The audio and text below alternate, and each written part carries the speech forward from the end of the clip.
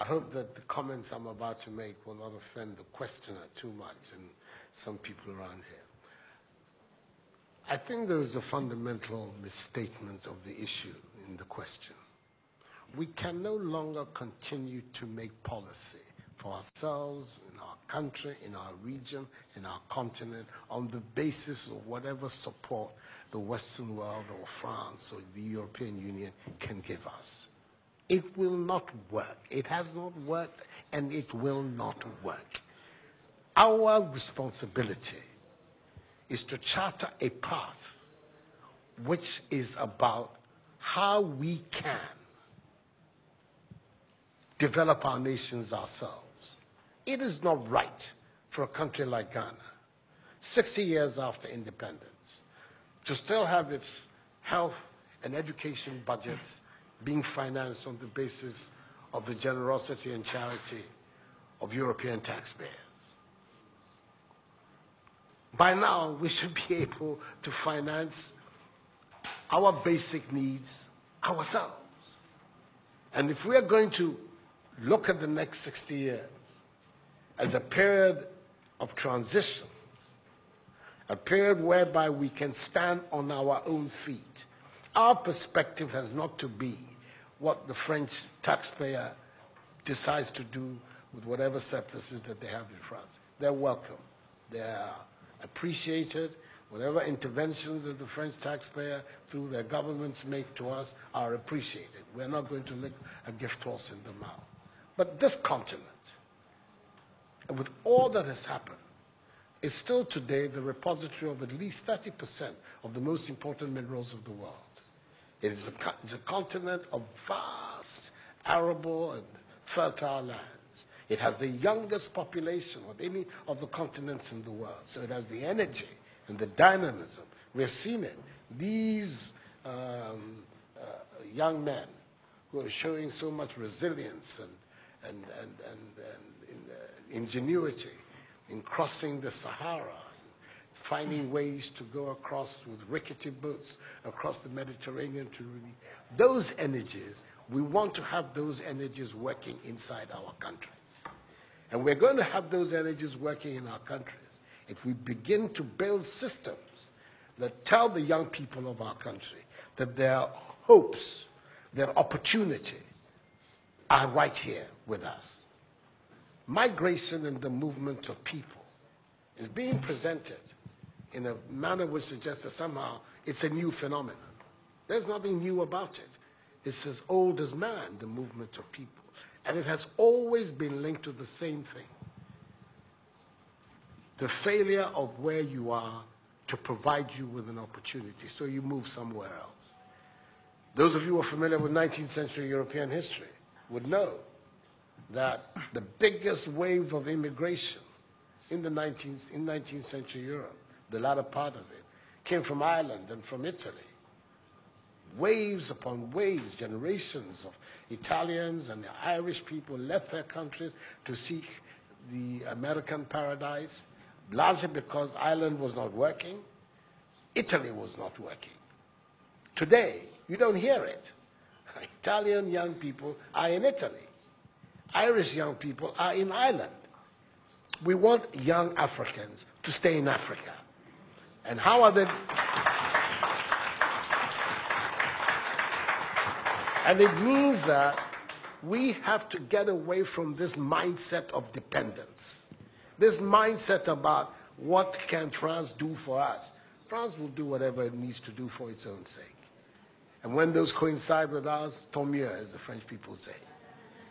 But our main responsibility as leaders, as citizens, is what we need to do to grow our own countries. What are the institutions that work, that would allow us to have good governance, to have accountable governance, to make sure that the monies that are placed at the disposal of leaders are used for the interests of the state and not for those of the leaders, to have systems that allow for accountability, that allow for diversity, that allow for people to be able to express themselves and contribute to fashioning the will and the public interest.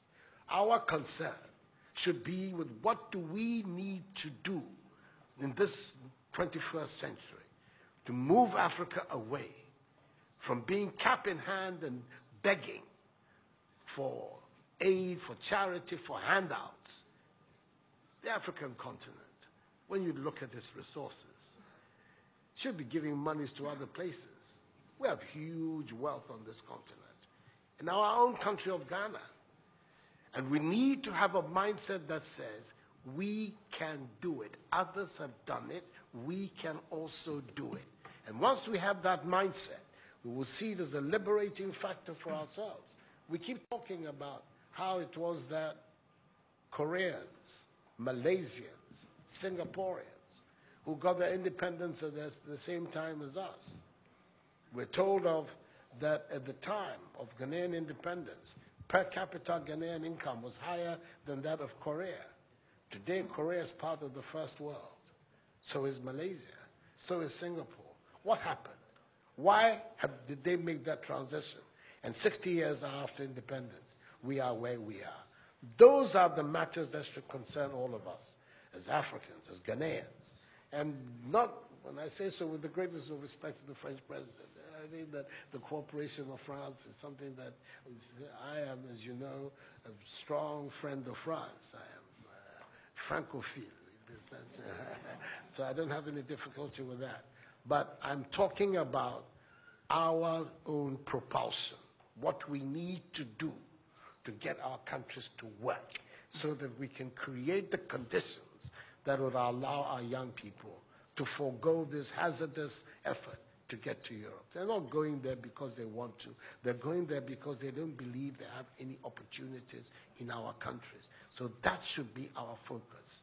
And I believe that with that if we change that mindset of dependence, that mindset which is contingent on aid and charity, we would see that in the decades ahead of us, the full flowering of the African peoples will take place. And that new African personality that was talked about at the time of our independence will become real and imminent in our times. That's what I'm saying. I hope that I'm not upsetting the questioner or even some of my friends who are here.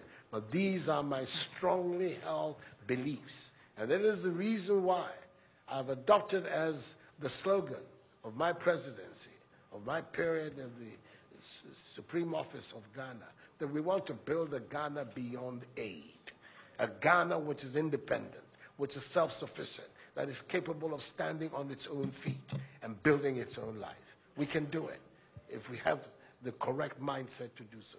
Mr. President, those are my contributions.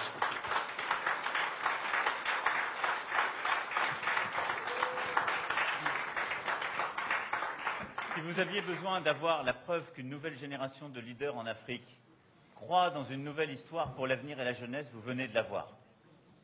Pour ceux qui pensaient que ce n'était que les mots d'un président français parlant de l'Afrique. Il y a des leaders en Afrique qui veulent une nouvelle relation, qui veulent un avenir pour leur jeunesse dans leur pays, dans leur continent, qui le veulent parce que c'est ce qu'ils veulent écrire. Donc merci pour cela. So, no. We'll be here forever. We'll be here forever. He has a lot of ideas, a lot of very positive things to say. And as you can see, I have my own things to contribute as well. So, let's bring it to an end. We're going to... Mr. Macron left Abidjan after a hectic morning, has not had anything to eat. He at least has to have that side of Ghanaian hospitality. So we're going to be able to leave it for him to go and have some lunch. Thank you very much indeed. You signed this thing.